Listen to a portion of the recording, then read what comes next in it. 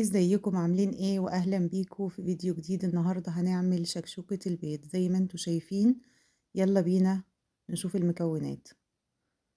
بصلتين متقطعين وطماطميتين متقطعين، قرنين فلفل كبار متقطعين، ولو عايزه فلفل حامي تمام، وجزرايه مبشوره، واربع بيضات.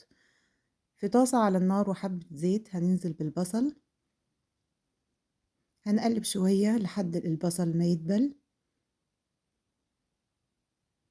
البصله كده دبلت، هننزل بالفلفل، هنقلب كمان شويه، وبعد كده هننزل بالجزر. الجزر اختياري بس بيديها طعم حلو، وطبعا القيمة الغذائية بتبقى عالية للطبق. هنقلب شوية الجزر مع البصل والفلفل، وبعد كده هننزل بالطماطم، نقلب، وهننزل طبعا بالملح والفلفل،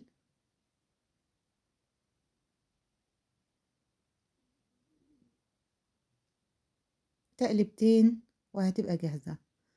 الأربع بيضات بتوعنا هنضربهم وهننزل بيهم على البصل،